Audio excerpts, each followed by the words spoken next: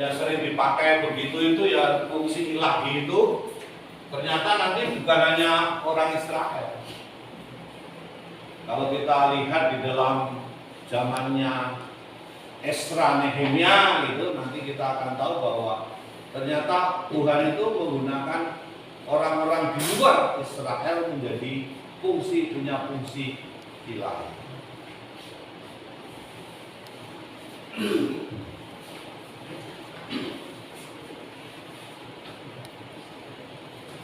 Jadi mengacungkan itu ya, kalau mengacungkan itu kan bukan hanya begini kan, dengan tongkat gitu ya.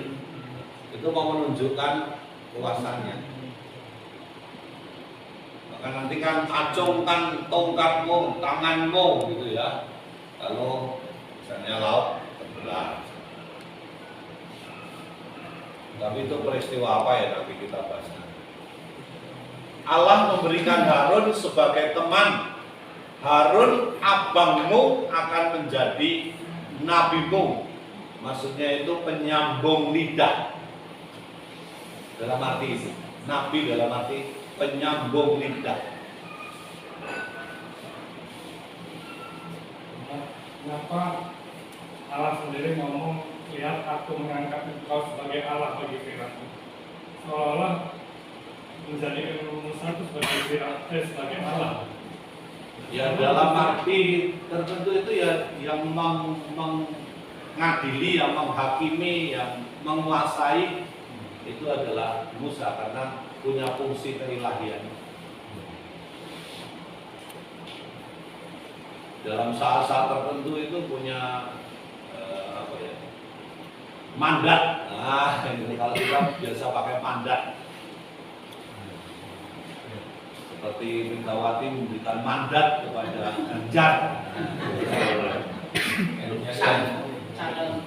Banyak orang lalu mukanya berseri-seri.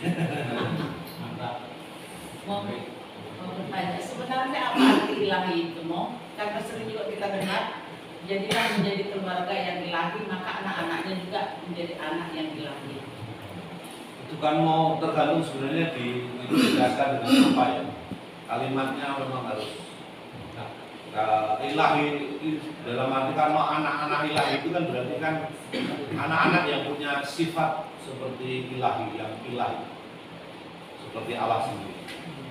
Nanti di dalam bahasa orang Israel juga ada ilah-ilah, ilah-ilah itu kalau di dalam bahasa mereka itu adalah dewa dewi. Ya, jadi memang harus dilihat kalimatnya dibaca di dalam konteksnya. Apalagi kalau orang Israel itu dulu kan pikirannya tidak murni Allah itu tauhid, Allah itu esa, itu belum sampai ke situ. Itu baru kira-kira abad ke-6. Dulu itu Allah itu kan kalau monoteisme murni, belum murni itu kan di samping Allah yang satu itu ada ilah-ilah yang lain. Maka nanti misalnya bekasnya kita masih lihat ketika di Pantheon itu Paulus, zamannya Paulus itu ketika di situ ada semua nama dewa-dewa, tetapi ada satu patung itu yang tidak ada dewanya, tidak ada tulisannya itu.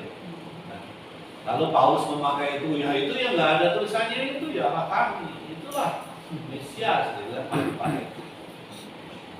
Jadi pintar itu Paulus tuh masuk. Dan Paulus saya, Paulus. Jadi ya memang orang berpastoral itu memang harus tahu itu ya, celah-celahnya, lihat kebudayaannya, lalu lihat celah-celahnya bisa masuk ke mana. Romo, mohon penjelasan berkaitan dengan alur sejarah bangsa Israel. Jadi disebutkan kan kita tahu itu pembebasan bangsa Israel dari Mesir, tidak kan? Tapi sebelum ke Mesir itu, sebelum di Mesir itu kemanakah bangsa Israel itu? Kemudian setelah dari Mesir ke tanah berjanji, kan itu kan juga tercerai-berai bangsa Israel itu kembali kepada tahun 19 sekian itu, 1906 berapa lah? Nah, setelah itu, selama itu perjalanan itu sebelum ke Mesir dan setelah Mesir ke tanah terjanji tercerai-berai lagi, baru merdeka, terkumpul kembali setelah merdeka itu. Iya. Jadi kalau kita lihat perjalanan bangsa ini kan sebenarnya mulai dari nenek moyang mereka, Abraham, Ishak, dan Yakub. Lalu kemudian setelah itu kan terjadi kelaparan besar sehingga mereka mengungsi ke Mesir. Dan di Mesir itulah mereka diterima sebagai bukan bangsa asing seperti bangsa asing, tapi dilibatkan di dalam seluruh urusan. Tapi kan kemudian Israel ini kan berkembang. Ini kan ya sama lah di dalam banyak bangsa itu kayak di medianya kayak Amerika ini kan Amerika kan terdiri dari banyak bangsa gitu. Seperti di Prancis kita juga bisa lihat, sehingga suku-suku asli itu kadang-kadang kan merasa loh, saya ini yang punya kok malah orang asing yang berkuasa, kira-kira seperti itu. Nah, dari situ kan mengalami lalu di bangsa Israel yang sudah begitu banyak menguasai itu lalu diperbudak. Nah, dalam kondisi perbudakan itulah lalu kemudian Israel sebenarnya kan semakin memahami juga bahwa tanah airmu itu bukan Mesir itu.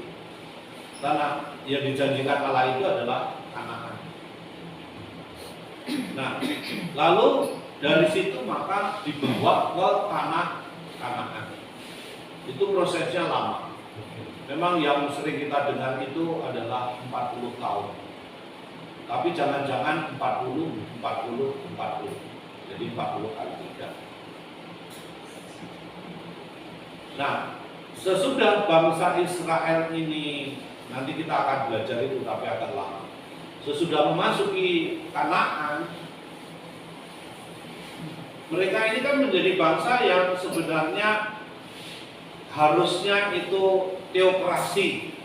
Teokrasi itu kan Allah sajalah yang memerintah bangsa itu. Tapi kemudian kan mereka menjadi iri hati karena bangsa di sekitarnya itu punya raja dan dia tidak punya raja. Padahal kan rajanya siapa? Tuhan, karena teokrasi. Nah, dari situlah lalu mulai mereka membangun kerajaan. Justru dengan kerajaan itulah bangsa Israel itu sebenarnya sungguh-sungguh bisa disatukan 12 suku Israel pada zamannya Daud. Karena Daud itu lebih kuat daripada Saul. Tapi sayangnya cara memerintah anak-anak dari Daud, keturunan Daud ini kan sangat berbeda dengan bapak. Akibatnya apa? Akibatnya kerajaan ini kan terbelah. Nah, ketika kerajaan ini terbelah, nanti mereka mengalami pembuangan. Dari kisah itu kita akan tahu bahwa nanti di sebelah utara dulu dibuang, dihancurkan, lalu kemudian kerajaan sebelah selatan. Itu nggak mudah.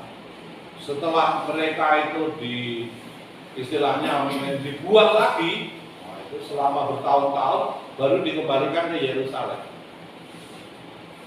Setelah itu nanti zaman ini kan berganti, Pak. Jadi yang berkuasa itu nanti peradaban Yunani, sesudah Yunani Romawi.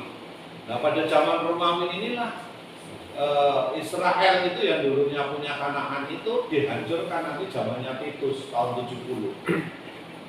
Kemudian dihancurkan lagi itu tahun 135 karena ada pemberontakan. Sehingga kalau kita membayangkan Israel yang dulu itu punya tanah terjanji itu lalu kehilangan tanah terjanji, kehilangan.